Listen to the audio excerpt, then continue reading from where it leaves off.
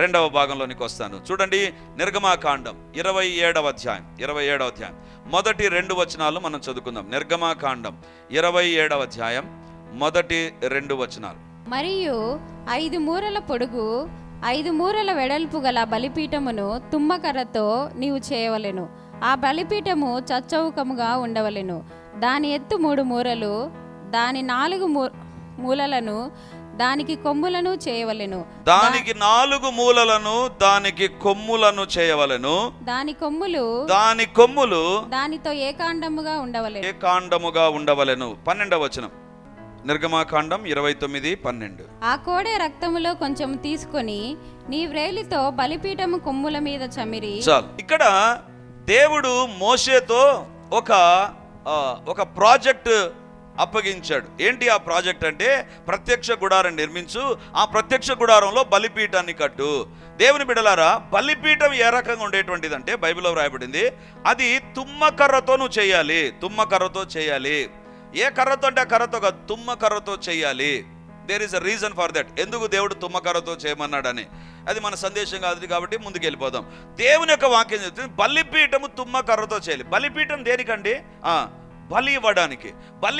బలిపీఠానికి ఏముండాలి? చదునుగా ఉండాలి, స్ట్రాంగ్గా ఉండాలి. దేవుడు అంటున్నాడు, తుమ్మకర్ర చాలా రగ్గుడు, చాలా కఠినంగా ఉంటుంది, అంటే ఎక్కడైనా పెరగగలదండి. కాబట్టి దేవుని యొక్క వాక్యంలో వ్రాయబడింది, బలిపీఠాన్ని నువ్వు తుమ్మకర్రతో చేయి.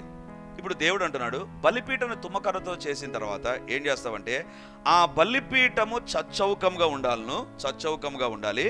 దాని 4 మూలలను, దానికి కొమ్ములను చేయవలను. దేవుడు అంటున్నాడు, కొమ్ముల లాంటివి చేసిపెట్టు, 4 మూలలు చేసిపెట్టు అన్నాడు. నాకు అనిపించింది, ఎందుకు ప్రభువా బలి ఇవ్వడానికి కొమ్ము ఎందుకు? ఇట్లా పెట్టి నరికి ముక్కలు చేయడానికి. ఆదివారం రోజున లేదా ప్రతిరోజు మటన్ చికెన్ షాప్ దగ్గరికి పోయినప్పుడు వాని దగ్గర ఒక ముద్దు ఉంటుంది. ఆ ముద్దుకి ఏమన్నా 4 కొమ్ములు ఏమైనా ఉంటాయా? ఒక్క కొమ్మన్న ఉంటుందా? నరకడానికి, ముక్కలు చేయడానికి కొమ్ములు అవసరంలా. దేవుడు అంటున్నాడు, కొమ్ము పెట్టు. నాకు అనిపించింది, ఎందుకు ప్రభా కొమ్ము? అదేమన్నా తగిలించుకుంటారా? ఏమైనా కత్తి ఏమైనా తగిలించుకుంటారా? లేదు. బలిపీఠం పైన 4 కార్నర్స్లో కొమ్ములు ఉండాలి అని దేవుడు అన్నాడు. సరే, కొమ్ములు ఉన్నాయి అనుకుందా. దేవుడు అంటున్నాడు 27:2లో దానికి కొమ్ములు ఉండాలి. 4 మూలల నువ్వు ఏం చేస్తావంటే 4 కొమ్ములను ఏర్పరచు. అంటే పశువుకున్న కొమ్ములు లాంటి కొమ్ముల్లాగా పెట్టు అన్నాడు.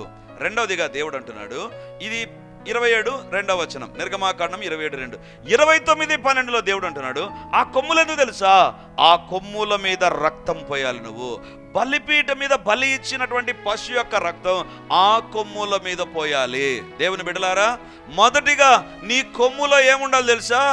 మొదటిగా దేవుని స్తుతించడం ఉండాలి, దేవుని వాక్యాన్ని బట్టి ఆనందించడం ఉండాలి. రెండవదిగా నీ కొమ్ము పైన ఏముండాలి తెలుసా? బలిపీఠానికి సంబంధించిన రక్తం ఉండాలి. దేవుని బిడ్డలారా, అంటే నీ కుటుంబం పైన ఏది కనపడాలి తెలుసా? డూప్లెక్స్ హౌసా, లేకపోతే మల్టీ స్టోరేడ్ బిల్డింగ్ అనేది? అది కాదు. నీ ఇంటి పైన, నీ పైన కనపడాల్సింది ఏంటి తెలుసా? దేవుని యొక్క రక్తము. హల్లెలూయా. దేవుని బిడ్డలారా, మన కుటుంబాల పైన, కుటుంబ సభ్యుల పైన ఉండవలసింది ఏంటి తెలుసా? దేవుని యొక్క రక్తం అండి. దేవుని యొక్క రక్తము. దేవుని వాక్యం ఉండాలి, దేవుని స్తుతించడం ఉండాలి, దేవుని ఆలయంలోనికి వచ్చి ఆయనను గణపరిచే హన్న లాంటి జీవితం మనకు ఉండాలి. అది మొదటిది. రెండవదిగా దేవుడు అంటున్నాడు, రెండవ దాంట్లో ఆ కొమ్ములు చూసారా? ఆ కొమ్ముల పైన రక్తము ప్రోక్షించబడాలి. దేవుని బిడ్డలారా, దేవుని రక్తాన్ని ఆశ్రయించాలి మనము. అంటే మనం కూడా ప్రతిరోజు కోడినో గొర్రెనో కోసుకున్నాక, లేదా ఇంకా ఏదైనా నువ్వు కోసుకున్న తర్వాత పెద్దవి కోసుకున్నాక దాని రక్తం తీసుకొని ఇంటి పైన చల్లుకోమని కాదు. అది వేరే వాళ్ళు చల్లుతారు. కానీ నీవు మనిషి రక్తాన్ని కానీ, పశువు రక్తాన్ని కానీ, గొర్రెల మేకల రక్తాన్ని కాదు ఆశ్రయించాల్సింది. యుగములకు అవసరమైన ఒకే ఒక బలిగా యేసు ప్రభు శిలువలో చనిపోయాడు. ఆ రక్తాన్ని నీ కుటుంబం పైన ప్రోక్షించమని దేవుని అడగాలి. హల్లెలూయా. ఎప్పుడైతే ఈ రక్తము నీ కుటుంబం పైన, నీ పైన కనబడుతుందో, సాతానుకు ఒకటే ఒక సిగ్నల్, రన్ ఫర్ జీసస్. అర్థం కావడం చెప్పాను. పారిపోతాడు సాతాను. దేన్నైనా సాతాను తాకగలడు, రక్తాన్ని తాకలేడు. రక్తాన్ని తాకినాడు అనుకో, ఏమవుతుందో తెలుసా? రక్తం ఒక వ్యక్తిని మారుస్తుంది. యేసు ప్రభు రక్తం ప్రతి పాపము నుంచి మనల్ని పవిత్రులుగా చేస్తుంది. ఇప్పుడు సాతాను రక్తాన్ని తాకాడు అనుకో, ఏమవుతుంది? సాతాను మారిపోతాడు. సాతాను ఉద్దేశం ఏంటి? నాకు రక్తం ఇవ్వద్దు, రక్తం లేకుండా ఉండేవారిని అటాక్ చేసుకుంటా. దేవుని బిడ్డలారా, ఈరోజు సాతాను మన ఇంటిలో దాడి చేయడానికి, మన కుటుంబాలపైన ప్రతాపాన్ని చూపడానికి నీ కొమ్ము పైన ఉండాల్సింది ఏంటి తెలుసా? రక్తం ఉండాలి.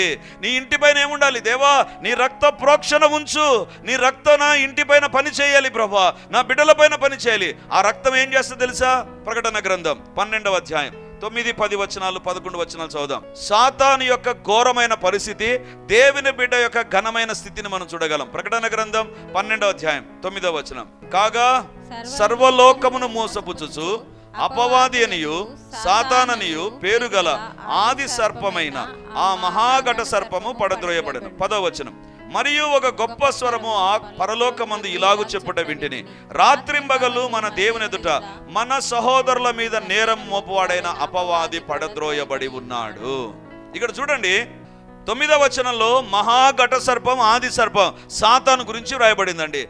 ఆ సాతాని స్వభావం ఏంటంట? 10వ వచనం, మన సహోదరుల మీద నేరము మోపువాడైన అపవాది. అపవాదికి ఉన్నటువంటి లక్షణం ఏంటి తెలుసా?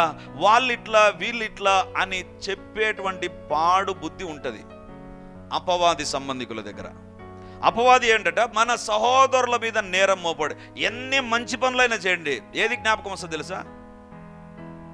వాళ్ళు మనకు బర్త్డే రోజు ఏవైనా చేసి ఉండవచ్చు, మన కుటుంబానికి సాయం వాళ్ళు చేసినటువంటి ఒక తప్పు ఉంటుంది చూసేవా, అది మాత్రమే జ్ఞాపకం ఉంటుంది.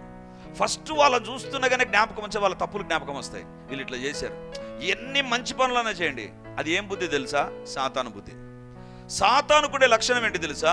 సహోదరుల మీద నేరం మోపుతాడు. వాళ్ళు ఇట్లా వీళ్ళు ఇట్లా, నువ్వెందుకు ఇట్లా చేసావు, ఈ రకంగా ఉండకూడదు కదా, ఇది నువ్వు చేసావు, నీ అంత వేస్ట్ క్యాండిడేట్ లేడు అని మన పైన మనకే విసుగు చికాకు తీసుకొని వచ్చేటట్లు చేస్తుంది. నేరం మోపుతూ ఉంటాడు అపవాది. ఇప్పుడు ఈ అపవాది పడద్రోయబడ్డాడంట. ఈ అపవాది పడద్రోయబడ్డాడంట అంటే ఆది సర్పం, మహాఘట సర్పం పడద్రోయబడ్డాడు. సహోదరుల మీద నేరం మోపువాడైన అపవాది పడద్రోయబడి ఉన్నాడు. ఇప్పుడు 11వ వచనం చదువుదాం. 11వ వచనం చదువుదాం. వారు గొర్రెపిల్ల రక్తమును బట్టి తామిచ్చిన సాక్ష్యమును బట్టి వారిని జయించి ఉన్నారుగా. ఈ మహాఘట సర్పాన్ని ఎవరు జయిస్తారంట? వారు గొర్రె పిల్ల రక్తమును బట్టి. ఎవరిపైన దేవుని రక్తం ఉంటుందో వారు ఈ సాతానును జయిస్తారంట. నమ్మిన వారు గట్టిగా ఆమెన్ అంటారు. ఆమెన్. సాతాను మహాశక్తి కలిగిన వాడు. సాతాను ఘట సర్పము, మహాఘట సర్పము. ఈ రాత్రింబగలు సహోదరుల మీద నేరం మోపువాడు.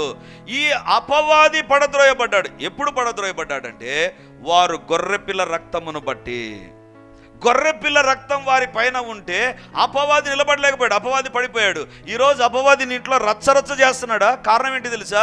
దేవుని రక్తాన్ని నువ్వు ఆశ్రయించడంలా, దేవుని రక్తం నీ పైన పనిచేయడంలా, దేవుని రక్తపు కార్యాలు నీ కుటుంబంలో కనబడ్డంలా. దేవా, నా పైన నీ రక్తాన్ని ప్రోక్షించు, నా బిడ్డ పైన నీ రక్తాన్ని ప్రోక్షించు, నా జీవితంలో నీ రక్తం పనిచేయాలి ప్రభా అని ఎప్పుడైతే నువ్వు దేవుని దగ్గర ప్రార్థన చేస్తావో ఈ రక్తం ఏం చేస్తుంది తెలుసా? అపవాదిని ఓడిస్తుంది. నీ జీవితంలో ఏం చేస్తుంది తెలుసా? నీ జీవితంలో చేసే పని ఏంటి తెలుసా? హెబ్రీయులకు రాసిన పత్రిక 13వ అధ్యాయం 20-21 వచనం చూడండి. యేసు ప్రభు యొక్క రక్తము it is going to work against the devil and it is going to help you. నీకు సహాయం చేస్తుంది. ఎలా సహాయం చేస్తుంది? హెబ్రీయులకు రాసిన పత్రిక 13వ అధ్యాయం 20-21 వచనం. గొర్రెల గొప్ప కాపరి అయిన యేసు అను మన ప్రభువును నిత్యమైన నిబంధన సంబంధమగు రక్తమును బట్టి మృతులలో నుండి లేపిన సమాధానకర్తయగు దేవుడు యేసుక్రీస్తు ద్వారా తన దృష్టికి అనుకూలమైన దానిని మనలో జరిగించుచు ప్రతి మంచి విషయంలోనూ తన చిత్త ప్రకారం చేయుటకు మిమ్మును సిద్ధపరచునుగాక. దేవుని యొక్క రక్తం 20వ వచనం ఉంది కదా, గొర్రెల గొప్ప కాపరి అయిన యేసు అన్న ప్రభువును నిత్యమైన నిబంధన సంబంధమగు రక్తమును బట్టి. 20వ వచనం రక్తం ఉంది. ఆ రక్తం ఏం చేస్తుందంట? తన చిత్త ప్రకారము చేయుటకు మిమ్మును సిద్ధపరచును.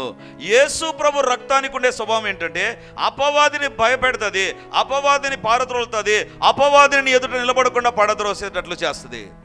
రెండవదిగా ఆ రక్తం నీలో కూడా పనిచేస్తుంది. ఏంటి? యేసు ప్రభు యొక్క రక్తము నీ పైన ఉంటే, నీ బిడ్డల పైన ఉంటే, నీ ఇంటిలో ఉంటే ఆయన చిత్త ప్రకారము చేయుటకు మిమ్మల్ని సిద్ధపరుస్తుంది. ఆయన చిత్త ప్రకారం, దేవుని చిత్త ప్రకారం నువ్వు ఏం చేయాలి, ఈ పని చేయాలన్నా చేయకూడదా, ఇక్కడికి వెళ్ళాలన్నా వెళ్ళకూడదా, ఈ వ్యక్తితో నేను మాట్లాడాలన్నా వద్దా, దేవుని చిత్త ప్రకారం చేయుటకు రక్తము పని చేస్తుంది. ఎందుకు అంత అయిపోయిన తర్వాత అర్రే ఎందుకు ఇది చేయకుంటే బాగుండు కదా అనే ఫీలింగ్ ఎందుకు వస్తుంది తెలుసా? యేసుప్రభు రక్తం లేదు కాబట్టి మనకు నచ్చినట్టు చేసి లాస్ట్లో రచ్చరచ్చ చేసుకొని ఓటమి పాలైపోయి ఆ తర్వాత కళ్ళు తెరిచి అయ్యో చేయకుంటే బాగుండు అనేటువంటి రియలైజేషన్ నీ జీవితంలో అంత అయిపోయిన తర్వాత రాకముందే యేసుప్రభు యొక్క రక్తం నీ జీవితంలో పనిచేస్తుంది. అందుకు దేవుని రక్తాన్ని ఆశ్రయించాలి, దేవుని రక్తాన్ని ఆశ్రయించాలి. ఇక్కడ ఒక మాట చెప్తుంటున్నా, రక్షించబడి బాప్తిజం తీసుకున్నావా? ప్రతి ఆదివారం ఖచ్చితంగా దేవుని మందిరంలో నువ్వు దేవుని బల్లను సమీపించాలి. దేనికోసం నువ్వు బాప్తిజం తీసుకున్నందుకు గుర్తుగా కాదు, బాప్తిజం తీసుకున్నందుకు అలవాటుగా కాదు, దేవుని రక్తానికి సాదృశ్యంగా ఉండే ద్రాక్షరసం నువ్వు తీసుకుంటుండగా నీవు దేవుని చిత్త ప్రకారం జీవించడానికి ఆ రక్తము పనిచేస్తుంది. అందుకే don't miss the Sunday service, don't miss the communion also. దేవుని బిడ్డలారా, గత 3 రోజుల నుంచి నేను చెప్తున్నాను, ఈ 6 రోజుల ఉపవాస ప్రార్థనలో నీ జీవితాన్ని సరి చేసుకొని, ప్రభా నేను ఇంకా నా పాప జీవితంలో జీవించను ప్రభా, ఇక మీద పరిశుద్ధంగా జీవిస్తానంటే బాప్తిస్మానికి రెడీగా అండి. Don't delay. బాప్తిసం తర్వాత తీసుకుంటాను, బాప్తిసం ఇంకొక నెల తర్వాత తీసుకుంటాను. Don't delay. వెంటనే చేయవలసిన కొన్ని ఉన్నాయి. రక్షించబడడం వెంటనే చేయాలి, ప్రార్థన వెంటనే చేయాలి, భక్తి జీవితం వెంటనే ప్రారంభించాలి, దేవుడు చెప్పిన మాటకు వెంటనే లోబడాలి. బాప్తిసం తీసుకునేది కూడా ఆలస్యం చేయకూడదు. ఒకవేళ if you are led by the lord, నా పాపాల విషయం నేను సరి చేసుకుని దేవుని కోసం జీవిస్తానంటే ఈరోజే వెళ్ళకముందు స్టాల్లో తెరవకుండా ఒకవేళ స్టాల్ ఉంటే నాకు పేర్లు ఇచ్చి వెళ్ళండి. ఒకవేళ స్టాల్ తెరిస్తే అందులో మీ యొక్క నేమ్స్ ఇచ్చి వెళ్ళాలని నేను కోరుతున్నాను. యేసు ప్రభు యొక్క రక్తం ఏం చేస్తుంది తెలుసా? అపవాది శక్తులను పడగొడుతుంది. రెండవదిగా నీవు దేవుని చిత్తానుసారంగా జీవించడానికి సహాయం చేస్తుంది. అందుకే వాని కొమ్ము హెచ్చించబడును. ఎందుకు? ఆ కొమ్ము పైన పనిచేస్తుంది దేవుని యొక్క రక్తం. మూడవదిగా బైబిల్లో చూస్తే చూడండి, సమూయేలు మొదటి గ్రంథం 16వ అధ్యాయం 1వ వచనం. అంతట యెహోవా సమూయేలుతో ఇలాగ సెలవిచ్చెను, ఇశ్రాయేలీయుల మీద రాజుగా ఉండకుండా నేను విసర్జించిన సౌలును గూర్చి నీవెంత కాలము దుఃఖింతువు? నీ కొమ్మును తైలంతో నింపుము. బెత్లెహీమీయుడైన యెషయి యొద్దకు నేను పంపుచున్నాను. అతని కుమారులలో ఒకని నేను రాజుగా నియమించుదును. నీ కొమ్మును తైలముతో నింపుము. ఇక్కడ దేవుడు సమూయేలుకు ఒక ఆర్డర్ జారీ చేస్తుంటాడు. సమూయేలు, యు ఆర్ మై ప్రాఫెట్, నువ్వు నా ప్రవక్తవు కాబట్టి నీ కొమ్ము. ఇశ్రాయేలు దేశంలో ఇప్పటికీ ఈ కొమ్ములు ఉపయోగిస్తారు వాళ్ళు. ఒక యాజకుని అభిషేకించాలంటే మామూలుగా మనం బంగారు గిన్నెలు అవి వాడతాం. ఇశ్రాయేలు దేశంలో ఇప్పటికి కూడా సేమ్ ఒక పశువు యొక్క కొమ్ములో వాళ్ళు ఈ యొక్క ఒలివ నూనెను పోసి ఒలివ నూనెతో ఆ వ్యక్తిని ఒక సేవకునిగా కానీ ఇక దేనికైనా అభిషేకిస్తారు. 16వ అధ్యాయం మొదటి సమూయేలు గ్రంథంలో దేవుడు అంటాడు, సమూయేలు నాకు ఒక రాజు కావాలి. ఆ రాజును అభిషేకించడానికి నువ్వేం చేస్తావు తెలుసా? నీ యొక్క కొమ్మును తైలముతో నింపుకొనుము. మొదటి కొమ్ములో ఏముండాలి? కొమ్ములో మొదటిగా ఏముండాలి? దేవుని స్తుతించడం, దేవుని వాక్యం యందు బహుగా ఆనందించడం. రెండవదిగా దేవుని బిడ్డగా నీ పైన ఏముండాలి? దేవుని రక్తాన్ని నువ్వు ఆశ్రయించాలి. మూడవదిగా నీ జీవితంలో ఏముండాలి? 16వ అధ్యాయం 1వ వచనం సమూయేలుతో అంటున్నాడు, నీ కొమ్ము తైలముతో నింపు. తైలముతో నింపితే ఏమైంది? అదే 16వ అధ్యాయం 13వ వచనం చూడండి. తైలముతో నింపితే ఏమైంది? సమూయేలు తైలపు కొమ్మును తీసి వాని సహోదరుల ఎదుట వానిని అభిషేకం చేసెను. నాట నుండి యెహోవా ఆత్మ దావీదు మీదికి బలముగా వచ్చాడు. హల్లెలూయా. పరిశుద్ధాత్మ దేవుడు సమూయేలు మీదికి బలముగా వచ్చాడంట. ఎప్పుడు? ఆ తైలపు కొమ్ములో ఉన్నటువంటి నూనెను ఎప్పుడైతే దావీదు మీద పోసాడో. దేవుని బిడ్డలారా, నీ కొమ్ము పైన ఏముండాలి తెలుసా?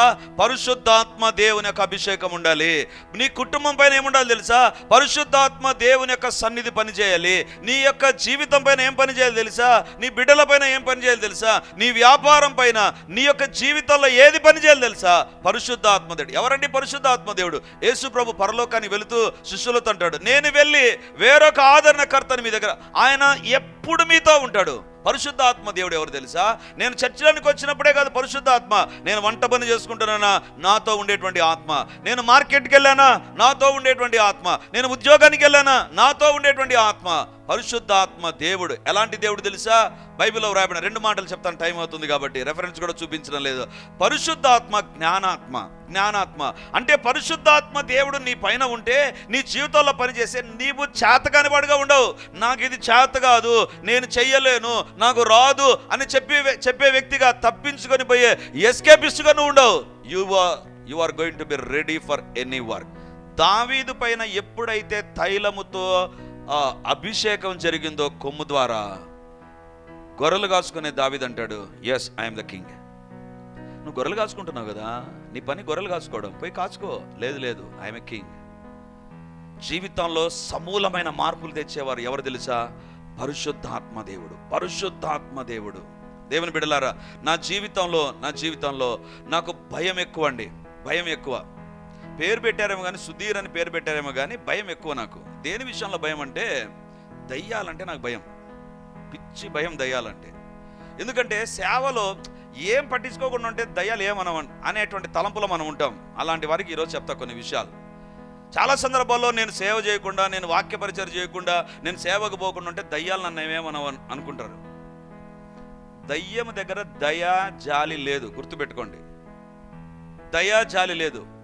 బైబిల్లో గెరాసెన్ల దేశంలో ఒక వ్యక్తి ఉన్నాడు. వారిలో ఎన్ని దయాలు ఉన్నాయండి? ఎన్ని దయాలు పేరు కాదు, ఎన్ని దయాలు ఉన్నాయి? అనేకులము అన్నారు. అంటే ఈ దయ్యాలన్నీ ఏం చేస్తున్నాయి తెలుసా? రాయి తీసుకొని ఇతరులను కొడతారు. ఎవరైనా వాడు రాయి తీసుకొని తనను కొట్టుకుంటాడంట అనుకుందాం. ఒక 1 నెల రోజుల నుంచి కొట్టుకున్నాడు అనుకో, ఎన్ని దెబ్బలు ఉంటాయండి? మనకి ఏమైనా ఆరోగ్య కేంద్రము లేకపోతే ఏదైనా హాస్పిటల్ ఉందా? లేదు, సమాధుల్లో ఉన్నాడు. శరీరంలో గాయాలవుతున్నప్పుడు దయ్యానికి కనపడుతుంది దయ్యానికి. అయినా దయ్యం సాటిస్ఫై కాదు, ఇంకా గాయాలు కలగాలి. వాడు సేవ చేయలా, వాళ్ళు పాటలు పాడలా, ఏం చేయలే, ఊరుకున్నా కూడా దయ్యాలు వదిలిపెట్టలా. చాలా సందర్భాల్లో నేను ఏం చేయకుండా అంటే దయ్యాలు ఏం చేయవనుకుంటా, ఆడుకుంటే దయ్యాలు. నీ జీవితంలో పరిశుద్ధాత్మ దేవుడు నీ జీవితంలోకి వస్తే నీ జీవితంలో ఉన్న భయాన్ని పరిశుద్ధాత్మ దేవుడు తొలగిస్తాడండి. అందుకే దావీదు నాట నుండి దేవుని ఆత్మ బహు బలముగా దిగి వచ్చింది. గొల్యాతు దగ్గరికి పోయి అంటాడు, వీడెంతటి వాడు? ఏం దావీదు, ఏం మాట్లాడుతున్నావు? నీకు కళ్ళు కనపడుతున్నాయో? కొంచెమన్నా 6 మూరల జానుడు హైట్ ఉన్నాడు, మహానుభావుడు. అందరూ అతను చూసి పారిపోయి దాంకొని ఉంటే సౌలు బయటికి రాలేదు. అలాంటి వ్యక్తిని చూసి వీడెంతటి వాడు అంటావు. ఎందుకు? సౌలు పైన ఉన్నటువంటి అభిషేకం, సౌలు పైన ఉన్నటువంటి ఆత్మ. నీ కుటుంబంలో you are going to face the challenges. ఎప్పుడు తెలుసా? పరిశుద్ధాత్మ దేవుడు నీలో ఉంటే, పరిశుద్ధాత్మ దేవుడు నీ ఇంటిలో ఉంటే, పరిశుద్ధాత్మ దేవుడు నీ పైన ఉంటే, పరిశుద్ధాత్మ దేవుడు ఉంటే you are ready to face any challenge. ఈరోజు ఛాలెంజెస్ దగ్గర మనం ఓడిపోతున్నాం. అమ్మో ఏంటి ఏమైపోతుందో. పరిశుద్ధాత్మ దేవుడు ఎవరు? నాట నుండి పరిశుద్ధాత్మ బహుబలముగా అతని మీదకి వచ్చాను. ఆ తర్వాత దావీదు ఒంటరిగా రాజునే ఎదుర్కొన్నాడు. గొల్యాతునే కాదు, రాజును సైన్యాన్ని ఎదుర్కొన్నాడు. రాజు అయిపోయాడు, చక్రవర్తి అయిపోయాడు. ఇది నా రాజును గురించి, దావీదు రాజును గురించి ఇశ్రాయేలు దేశంలో చాలా గొప్పగా చెప్పుకుంటారండి. వాళ్ళు మోషేను గురించి, అబ్రహామును గురించి, దావీదుని గురించి చాలా గొప్పగా అనుకుంటారండి. దావీదుకు వాళ్ళు ఇచ్చిన స్థానం ఏంటి తెలుసా? వాళ్ళ దేశపు జెండాలో స్టార్ ఆఫ్ డేవిడ్ అనేటువంటి దావీదు నక్షత్రాన్ని ఉంచుకున్నారు. అంత గొప్పగా. ఎందుకు? దావీదు మీదకి దేవుని యొక్క అభిషేకం వచ్చింది. పరిశుద్ధాత్మ దేవుడు ఎప్పుడైతే నీ జీవితంలోనికి వస్తాడో, పరిశుద్ధాత్మ దేవుడు చేసే కార్యం ఏంటి తెలుసా? నీ జీవితంలో ఊహించలేవు. నువ్వు అడగడం ప్రారంభించు, దేవా నా ఇంటిలో పరిశుద్ధాత్మ దేవుని ఉండు, నా కుమారుని పైన, నా బిడ్డల పైన, నా కోడల పైన, నా యొక్క జీవితంలో, నా యొక్క ఆర్థిక పరిస్థితుల పైన పనిచేయండి పరిశుద్ధాత్మ దేవా. పరిశుద్ధాత్మ దేవుడు పని చేస్తాడండి. యేసుప్రభు ఏమంటాడు? శిష్యులను చూసి బూదిగంతాల వరకు మీరు సాక్షులుగా ఉంటారన్నాడు. నేనే ఉంటే అడిగింది, ప్రభా డిఏ ఎవరిస్తారు ప్రభా? ఎవరిస్తారు? బూదిగంతాలకు సాక్షులుగా అన్నా. పోతే ఎవరిస్తారు ప్రభా? డబ్బేది లేదు. డబ్బిచ్చిపో అంటే సరే, ఇదిగో ప్రార్థన చేస్తున్నా, ఈ రాళ్ళన్నీ మీకు కట్టలు డబ్బు అవుతాయి, మీరు ఇంకా తీసుకొని సేవ చేయండి అని చెప్పాలా? యేసుప్రభు అంటాడు, పరిశుద్ధాత్మ కోసం కనిపెట్టండి, మీరు బూదిగంతాలకు సాక్షులుగా ఉంటారు. పరిశుద్ధాత్మ దేవుడు ఉంటే ఎలా నిన్ను వాడుకొని తీసుకొని పోవాలన్నా పరిశుద్ధాత్మ దేవునికి తెలుసు. భారతదేశానికి తోమా వచ్చాడు. ఎలా వచ్చాడు? తోమా ఎలా వచ్చాడు తెలుసా? తోమా దగ్గర డబ్బు లేదు. తోమా భారతదేశానికి రాకముందు ఆత్మచేత నింపబడ్డాడు. ఆత్మచేత నింపబడి దేవుడు అతనికి భారం ఇస్తే ప్రార్థన చేస్తుండగా తోమా ఎవరు తెలుసా? He is a very good constructing person. చాలా చక్కగా భవన నిర్మాణాలు చేసే వ్యక్తి తోమా అండి. కాబట్టి కేరళలో ఉండే రాజుకు తెలిసింది తోమా ఎక్సలెంట్గా పనిచేస్తాడు. ఈ రాజు తోమాను పిలిపించుకున్నాడండి. పరిశుద్ధాత్మ దేవుడు నీ పైన ఉంటే ఏ రాజుతో మాట్లాడి ఎవరు రావాలనో వచ్చేస్తారు. వచ్చి నిన్ను దేవుడు వాడుకుంటాడు. పరిశుద్ధాత్మ దేవుడు ఉంటే అద్భుతమైన తలుపులు నీ కొరకు తెరవబడతాయి. పరిశుద్ధాత్మ దేవుడు నీ ఇంట్లో లేడా, ఉన్న తలుపులన్నీ మూసుకుంటూ ఉంటాయి. దావీదు ఎదుట అన్ని తలుపులు ఎందుకు తెరబడ్డాయంటే తన పైన కుమ్మరించబడిన ఆ యొక్క కొమ్ములో నుంచి కుమ్మరించబడిన తైలం. నంబర్ 1, దేవుని స్తుతించి దేవుని ఆజ్ఞలందు బహుగా ఆనందించు, అప్పుడు వాని కొమ్ము హెచ్చించబడును. 2, దేవుని రక్తాన్ని ఆశ్రయించు. 3, దేవుని యొక్క ఆత్మ దేవుని సహాయాన్ని కోరు. దేవుని సన్నిధానంలో ఇప్పుడు మనం ప్రార్థన చేద్దాం. ప్రభువా, నా కుటుంబం దీవించబడాలి. దేవా, నా కుటుంబం ఘనత నొందాలి. దేవా, ఆశీర్వదించు. దేవా, దీవించు ప్రభువా అని అడగక ముందు ఈ 4 మన కుటుంబాల్లో ఉన్నాయా పరీక్షించుకుందాం. మనల్ని మనం పరీక్షించుకుందాం. Lord, if I don't have any of these things, ఇవి నా జీవితంలో లేకపోతే దేవా నన్ను దర్శించు. నా కొమ్ము ఘనత నొందని కొమ్ముగా ఉంది. నా కుటుంబంలో ఆశీర్వాదం లేకపోవడానికి కారణం నిన్ను స్తుతించలేదు, నీ వాక్య ప్రకారం జీవించలేదు, నీ రక్తాన్ని ఆశ్రయించలేదు. దేవా, నీ ఆత్మను నేను కోరలేదు ప్రభువా. నీ మందిరానికి క్రమంగా లేను నాయన. నా కుటుంబంలో సేవ అనేటువంటిది లేకుండా పోయింది నాయన. వచ్చి వెళ్ళిపోతున్నానే తప్ప there is no ministry through our family. నా కుటుంబం ద్వారా సేవ లేదు ప్రభువా. నీ సేవలో మేము వాడబడలేదు ప్రభువా. దేవా, నన్ను క్షమించు. ఈ 4 విషయాల్లో ఎక్కడ నువ్వు సరిగా లేకుండా ఉన్నా, నీ కుటుంబం, నీ ఇల్లు సరిగా లేకున్నా దేవుని ఎదుట సరి చేసుకుందాం. హల్లెలూయా, హల్లెలూయా. ఇది సరి చేసుకుని దేవుని ఎదుట క్షమాపణ కోరి మార్పు చెందే సమయం. దేవుని బిడ్డలారా, ప్రతి కన్ను మూయబడాలి. దేవుని నిన్ను అడుగుతుంటున్నాడు, నీ ఇంటిలో దేవుని వాక్య ప్రకారం జీవించే జీవితం ఉందా? నీ ఇంటిలో దేవుని స్తుతులు వినబడుతున్నాయా? నీవు దేవుని స్తుతించే వ్యక్తిగా ఉన్నావా? దేవుని స్తుతించకుండా మౌనంగా ఉంటున్నావా? You are the greatest hindrance for the blessings. నీవే ఆశీర్వాదాలకు అడ్డుబండవు. దేవుని స్తుతించలేని వ్యక్తి దేవుని ఆశీర్వాదాలు అడ్డుకుంటాడండి. హల్లెలూయా. దేవుని యొక్క వాక్యం సెలవిస్తుంది, దేవుని యొక్క కుటుంబముగా మన పైన దేవుని యొక్క రక్తం ఉండాలి. ఆ రక్తము మహాఘట సర్పాన్ని పడద్రోస్తుంది.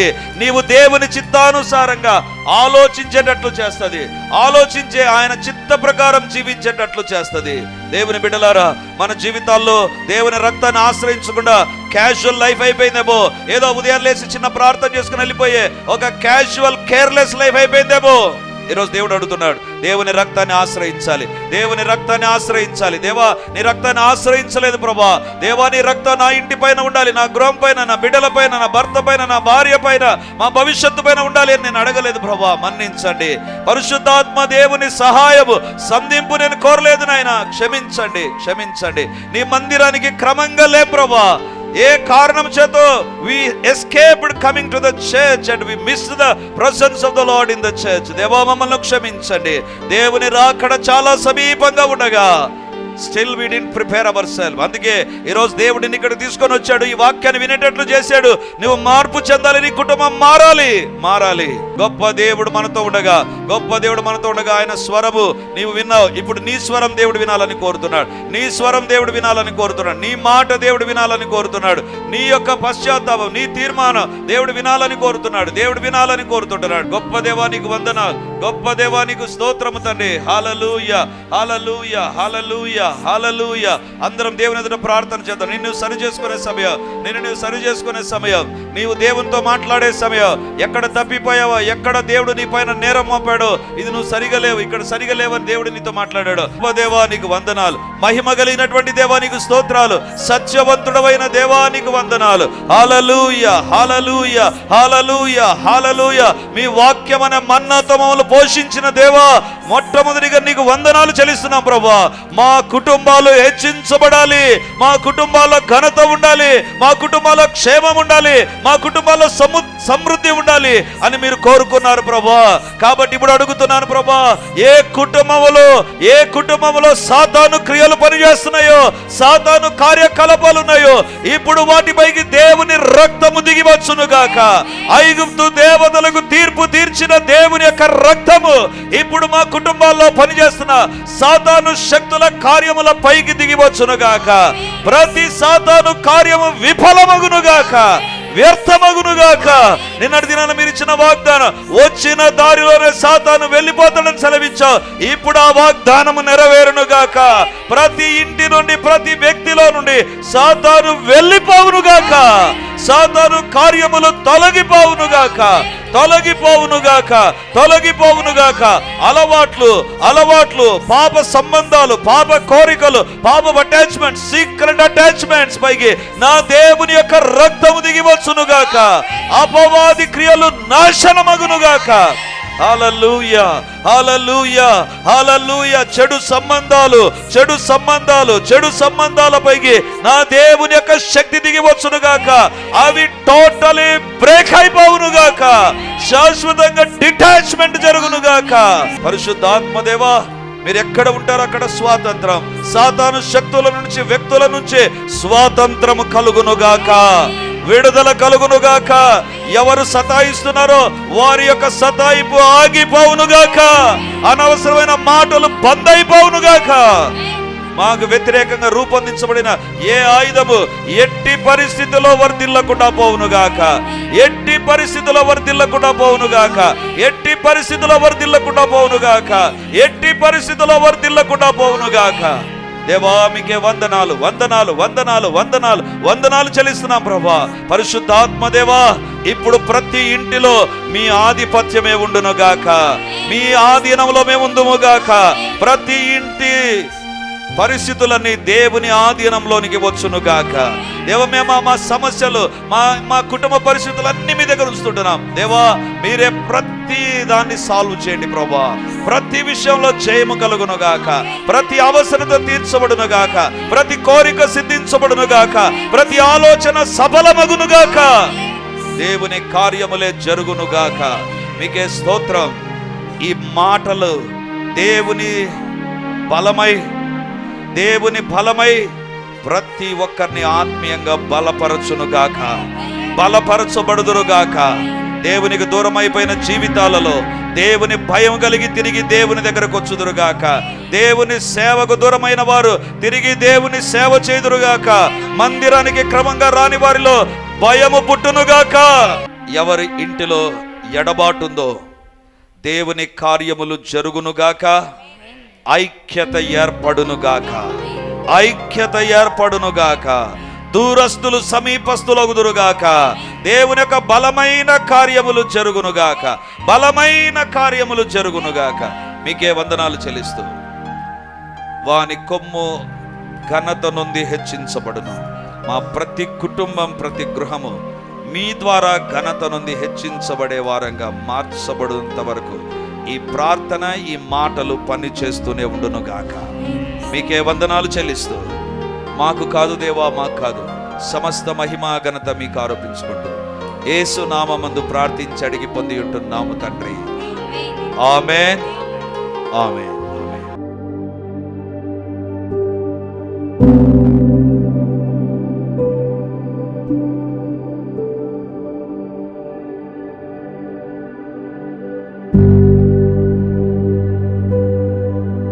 Praise the Lord. యేసుక్రీస్తు పరిశుద్ధ నామందు మీ ఒక్కొక్కరికి మా వందనాలు తెలియజేస్తుంటున్నాను. రిడీమర్ చర్చిలో మొదటి ఆరాధన 8 గంటలకు ప్రారంభమవుతుంది, రెండవ ఆరాధన 10 గంటలకు ప్రారంభమవుతుంది, మూడవ ఆరాధన సాయంత్రం 7 గంటలకు ఉంటుంది. దేవుని బిడ్డలారా, ఎవరైనా ఉదయం ఆయా పనులు కలిగి రెండవ ఆరాధనలకు రాలేకపోతున్నారని భావించి ఈ యొక్క మొదటి ఆరాధన ప్రారంభిస్తున్నాం. సో ఈ యొక్క అవకాశాన్ని సద్వినియోగం చేసుకొని దేవుని యొక్క సన్నిధికి వచ్చి దైవ దీవెనలు మీరు పొందాలని కోరుతున్నాం. మొదటి 2 ఆరాధనలు మాత్రమే ప్రభు బల్ల ఉంటుంది. కాబట్టి సిద్ధపడి దేవుని సన్నిధికి రమ్మని మిమ్మల్ని కోరుతూ ఉన్నాను.